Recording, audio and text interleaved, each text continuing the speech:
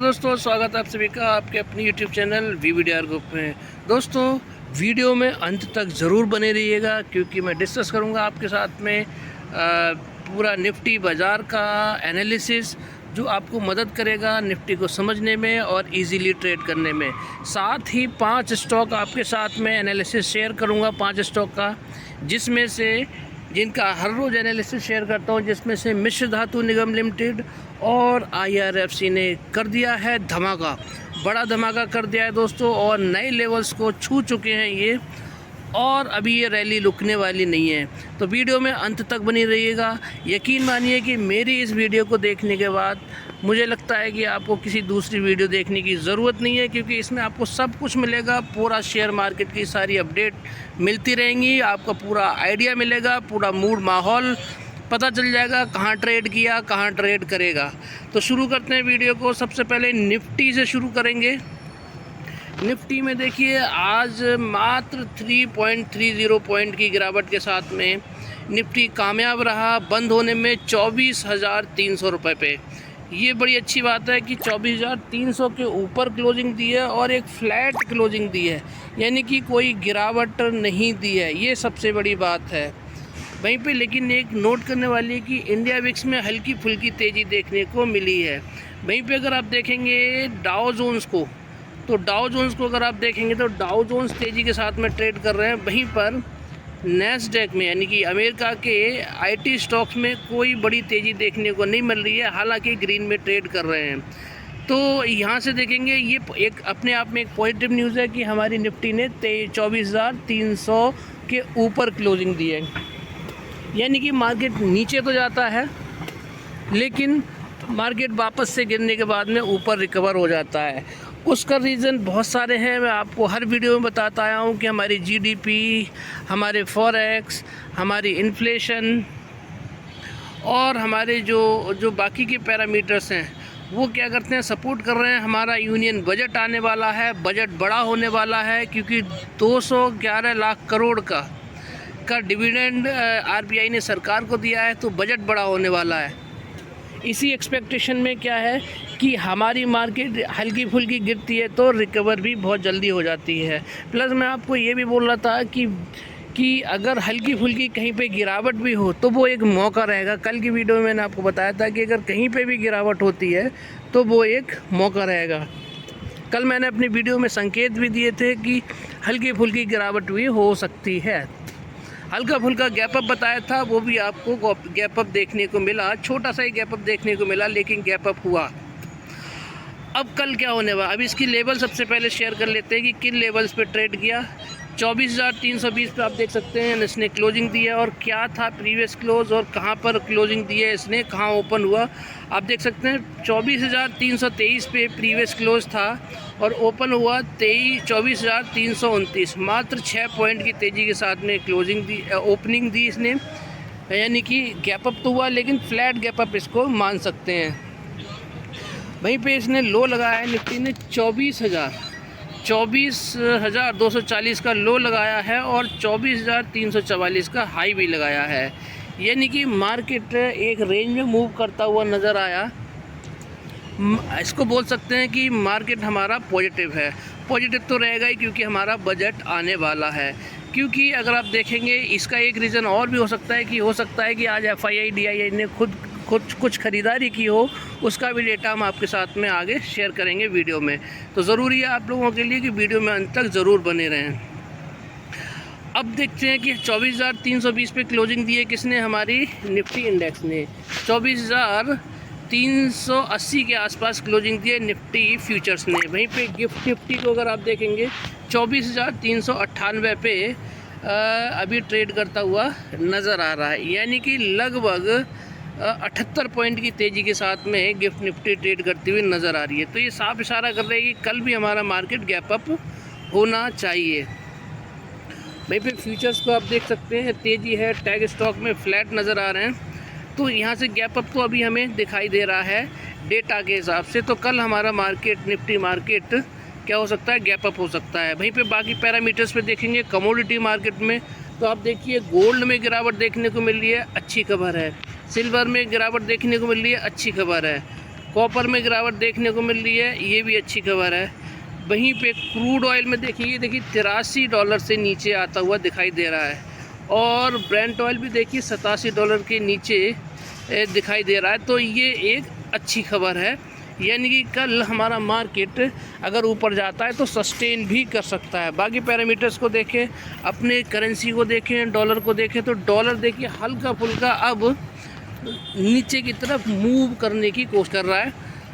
कल भी 83.5 के नीचे था, यानी फ्राइडे को, और आज भी देखेंगे तो 83.5 के नीचे, $83.5 के नीचे ट्रेड करता हुआ नज़र आ रहा है। तो यानी कि रुपया थोड़ा सा रिकवर करने की कोशिश कर रहा है। डॉलर में हल्की फुल्की गिरावट, मामूली गिरावट देखने को मिल रही है। तो यहाँ से भी हल्की फुल्की हमारे लिए पॉजिटिव न्यूज़ देखने को मिल रही है, पॉजिटिव सेंटीमेंट देखने को मिल रहे हैं।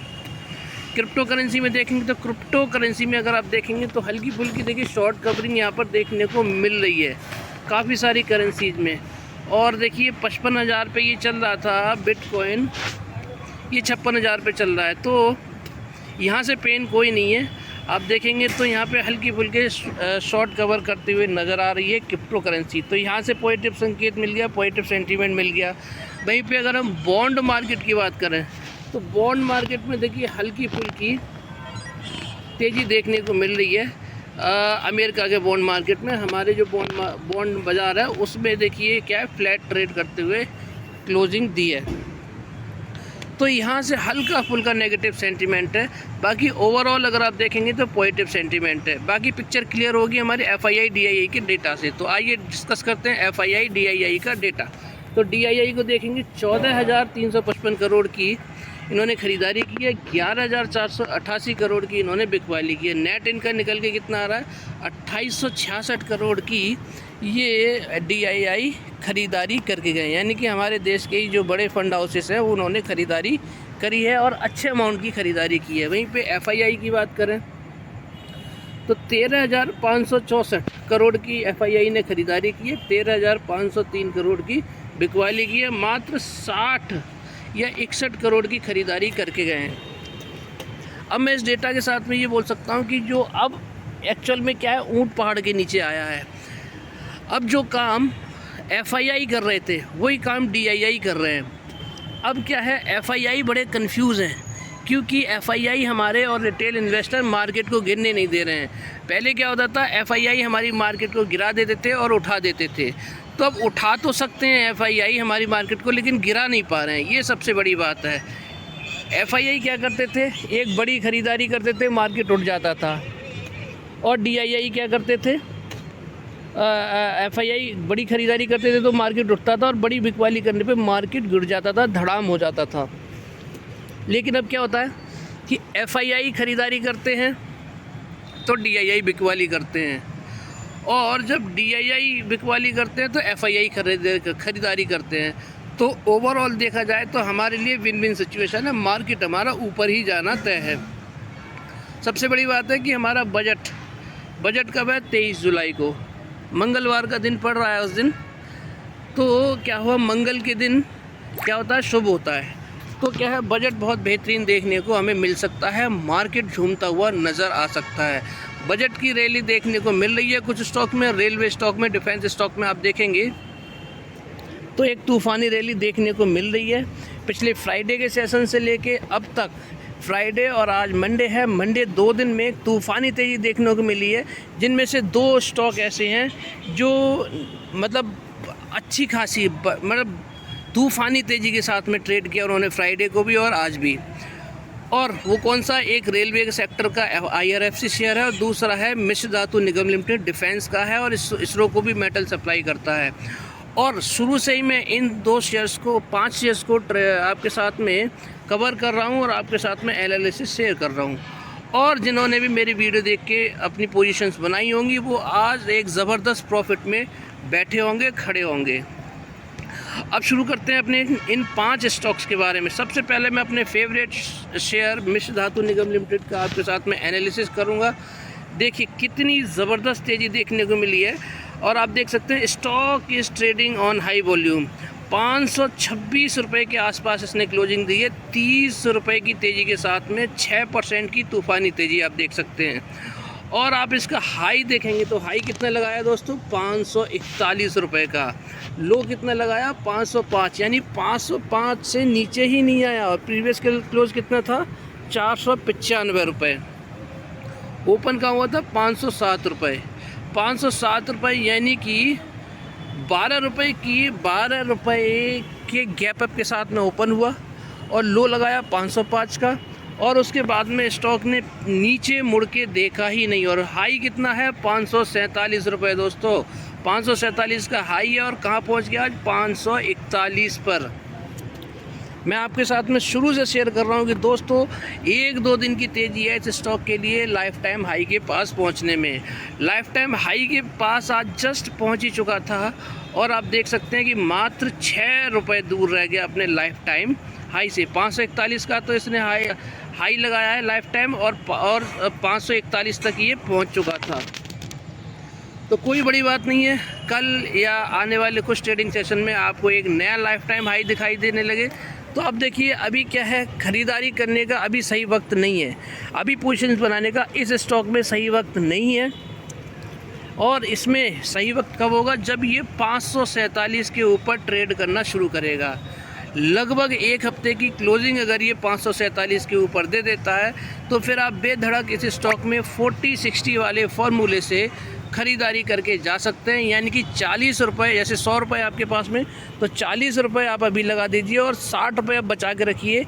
अगर मान लीजिए आपने ख़रीदा और आपके हिसाब से मूवमेंट नहीं आया, नीचे गया स्टॉक, तो 10-15% की अगर गिरावट होती है तो आप बचे हुआ 60% है उससे आप एवरेज करके जाइए। आप कभी भी लॉस में नहीं रहेंगे, कभी भी आप टेंशन में नहीं रहेंगे और हमेशा प्रॉफिटेबल ट्रेडर बने रहेंगे। तो देखिए मेरे जो टारगेट दिए थे वो टारगेट लगभग सारे पूरे हो चुके हैं। मात्र अब मेरा जो टारगेट है वो 547 के ऊपर ट्रेड करना है इस स्टॉक का, वो भी आपको बहुत जल्द देखने को मिलेगा। और जिस दिन भी ये 547 के ऊपर ट्रेड करना शुरू कर देगा, आपको 747 के टारगेट के दरवाजे खुलते हुए नज़र आएंगे। और ये टारगेट दोस्तों पूरा होना है, निश्चित पूरा होना है जिस दिन भी ये 547 के ऊपर ये स्टॉक ट्रेड करना शुरू करेगा। ज़बरदस्त स्टॉक है, मोनोपोली है स्टॉक की दोस्तों। और इस स्टॉक के बारे में अगर आप देखेंगे तो कहीं भी टीवी वीडियोस में आपको, यूट्यूब पर आपको ज़्यादा इसके बारे में डिस्कशन नहीं मिलेगा। साइलेंट प्लेयर है और साइलेंट स्टॉक है। और साइलेंट स्टॉक होने के साथ साथ में क्या है, साइलेंट क्या करता है, ये प्रॉफिट्स देता है। आज उन लेवल्स तक पहुंच चुका है जहां तक पहले कभी नहीं पहुंचा। हल्का सा 6 पॉइंट की दूरी रह गई है। ये देखिए ये इसका हाई है और ये हल्का सा दूर है बस यहाँ से। तो आप देख सकते हैं, मैं आपको बार बार चार्ट में ही समझा रहा था कि देखिए एन शेप का बना हुआ है और ये जो कंसोलिडेशन रहा है, ये कंसोलिडेशन इस स्टॉक में पहले कभी देखने को नहीं मिला, इतना लंबा कंसोलिडेशन। तो यहाँ पे क्या है, मजबूती दिखाई, बेस बनाया, करीब 1-2 हफ्ते यहाँ पर ट्रेड करता रहा ये स्टॉक और उसके बाद में फिर इसने अपनी तूफ़ानी तेज़ी पकड़ ली। आप पूरे स्टॉक में देखेंगे तो 400 का इसका क्या है, स्ट्रॉन्ग सपोर्ट है। और 400 के लेवल पे आने के बाद में तेज़ी आती थी और लेकिन सस्टेन नहीं करता था। तेज़ी आने के बाद नीचे आता था, फिर तेज़ी आती थी, फिर नीचे आता था और इसके बाद में फिर देखिए तेज़ी आई, लाइफ टाइम हाई लगाया, फिर नीचे आ गया, रुका नहीं कहीं पे भी स्टॉक। तो यही रीज़न था कि ये क्या है, लाइफ टाइम हाई के कवर करने में काफ़ी टाइम इसने लगा दिया। लेकिन मल्टीबैगर रिटर्न दिए हैं अभी तक और आगे भी मल्टीबैगर रिटर्न देता रहेगा। और ये वाला जो कंसोलिडेशन था, ये सबसे स्ट्रॉन्ग पॉइंट इसका रहा है। तो अब इसके लिए क्या है, इस स्टॉक में 547 के ऊपर ट्रेड करना बाकी है। तो 547 के ऊपर ट्रेड करेंगे तो हम 747 के टारगेट के लिए जाते हुए दिखाई देंगे। तो ज़बरदस्त और तूफ़ानी स्टॉक है दोस्तों, आपको ज़बरदस्त प्रॉफिट ही देता हुआ नज़र आएगा। ध्यान रखिए, डिफेंस स्टॉक में सरकार का फोकस है और बजट में बहुत बड़े अनाउंसमेंट हो सकते हैं, इसलिए तूफ़ानी तेज़ी स्टॉक देता हुआ दिखाई देगा। अब बात करते हैं अगले स्टॉक, रेलवे स्टॉक की, IRFC स्टॉक की। दोस्तों कब से मैं बोलता आ रहा हूँ, अगर आपने देखा होगा, ये स्टॉक भी देखेंगे तो क्या है, हाई वॉल्यूम के साथ ट्रेड कर रहा है। रेलवे सेक्टर का स्टॉक है, रेलवे को फंड प्रोवाइड करता है। रेलवे में कुछ भी होगा उसके लिए पैसे की ज़रूरत होगी, और पैसा कौन देगा? IRFC कंपनी देगी। इसीलिए क्या था, अभी भी मैं आपको बता दूँ, ये स्टॉक उतना नहीं भागा है जितना रेलवे के बाकी स्टॉक्स भागे हैं। सारे काम रेलवे के कौन करेगा? IRFC करेगा। नई ट्रेन चलनी है, नए व्हील्स बनने हैं, नए स्टेशन बनने हैं, नई रेलवे लाइन बिछनी है, तो जो भी काम होंगे उसके लिए कौन आएगा? IRFC फंड देगा। इसीलिए स्टॉक बहुत बेहतरीन है, और अभी भी मैं बोल रहा हूँ कि उतना नहीं भागा है। और आज इसने देखिए नया लाइफ टाइम हाई जड़ दिया है आपके सामने 206 रुपये का, और क्लोजिंग कितनी शानदार दी है, 14 रुपये लगभग भागा है। मतलब अभी 14 रुपये की तेज़ी के साथ में इसने क्लोजिंग दी है, और लगभग 14 और 4 18 रुपये की तेज़ी इसमें दिखाई दी है। 7% की तेज़ी के साथ में आप देख सकते हैं इसने क्लोजिंग दी है।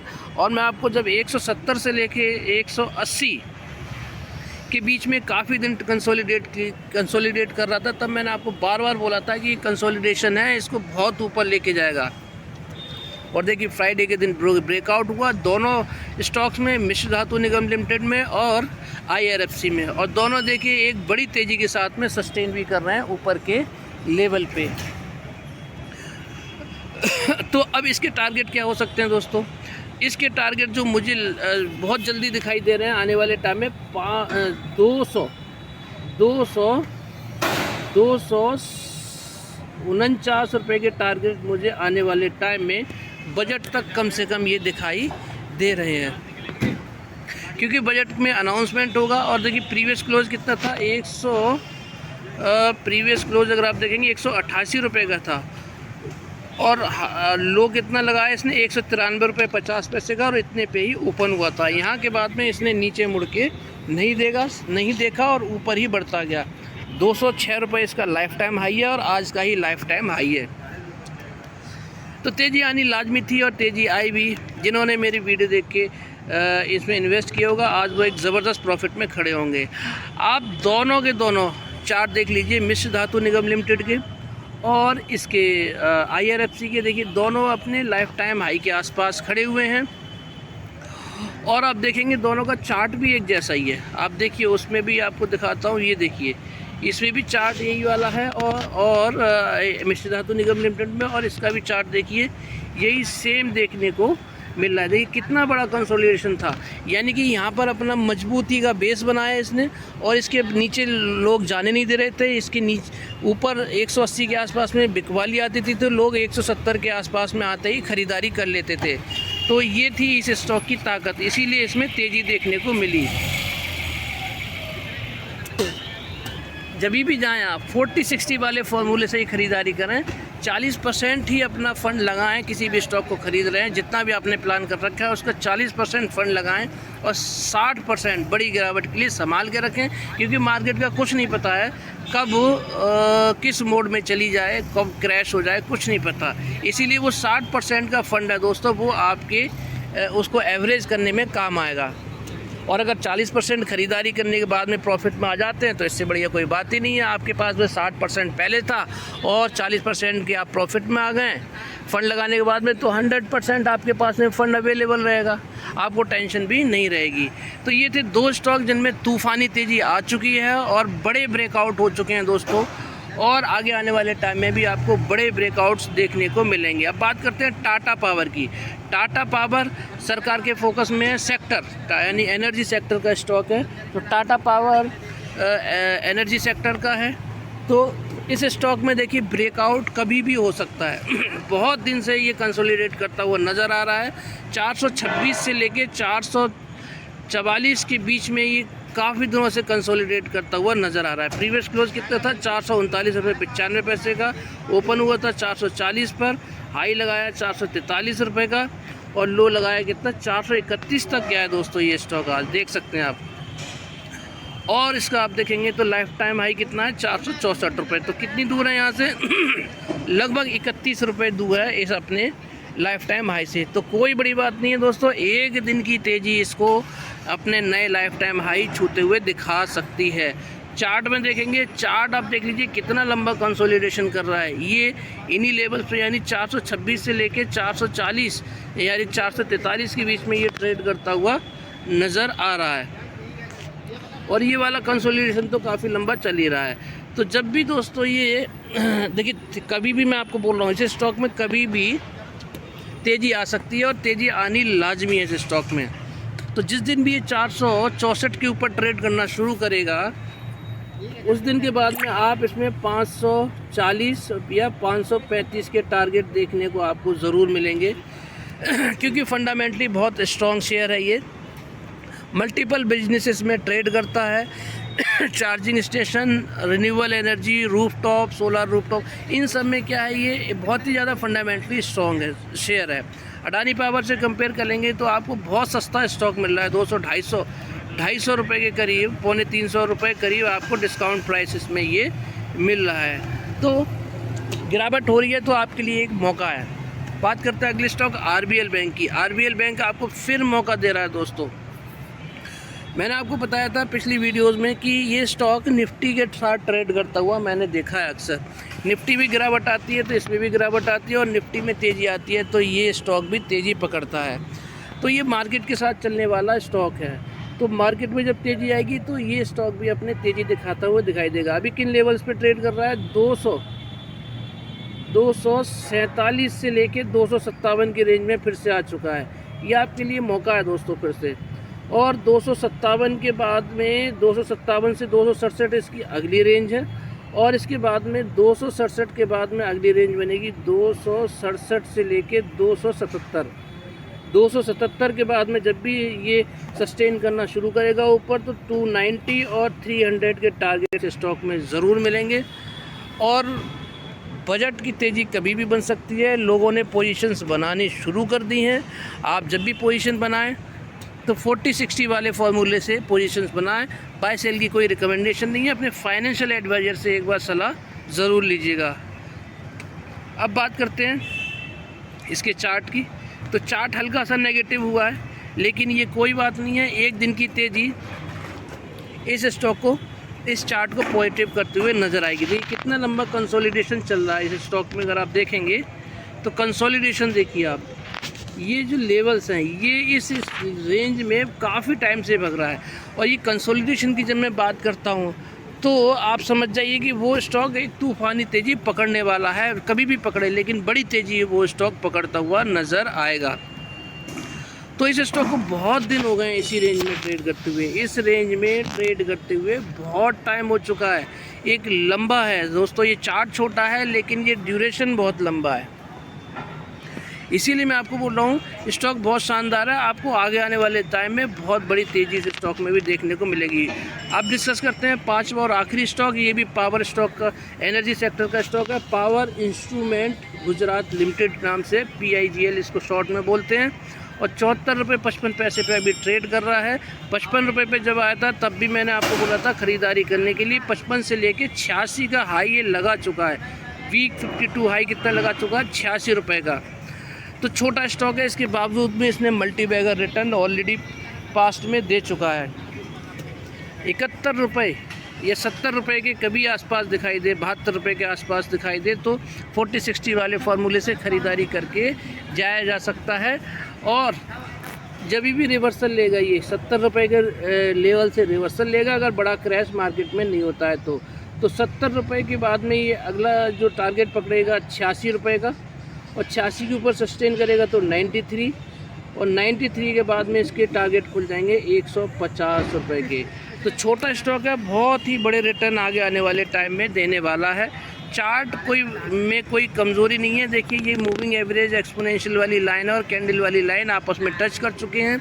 एक दिन की तेज़ी में ये चार्ट पॉजिटिव होता हुआ नज़र आ जाएगा। तो ये था 5 स्टॉक का एनालिसिस आपके साथ में, जिसमें से 2 स्टॉक का एनालिसिस मैं आपको बता रहा हूँ कि 2 स्टॉक तूफ़ानी तेज़ी ऑलरेडी पकड़ चुके हैं, मिश्र धातु निगम लिमिटेड और IRFC। तो कल मार्केट पॉजिटिव रह सकता है। तो अगर मार्केट में पॉजिटिव होती है तो सारे स्टॉक्स में आपको तेज़ी देखने को मिल सकती है। और वीडियो आप पूरा देखा कीजिए, क्योंकि इस वीडियो में आपको 5 स्टॉक मिलते हैं और प्लस साथ में निफ्टी का एनालिसिस मिलता है। तो इसीलिए अगर आप एवरेज भी लगाएंगे तो 5 स्टॉक और निफ्टी का एनालिसिस करेंगे तो 5-6 मिनट का एक नॉर्मल मिनिमम एनालिसिस बनता है, तो वो 30 मिनट 25 मिनट का वीडियो बनता है। तो इस वीडियो के ज़रिए आपको पूरी एक क्लियर पिक्चर मिल जाएगी। इसीलिए क्या है, इस वीडियो के बाद में आपको कहीं जाने की ज़रूरत नहीं है। वीडियो अच्छी लगी हो तो लाइक शेयर सब्सक्राइब करना मत भूलिएगा और आगे शेयर भी करिएगा, मोटिवेशन बढ़ाइएगा। आपका बहुत बहुत धन्यवाद। राधे राधे, जय श्री राम, जय श्री श्याम।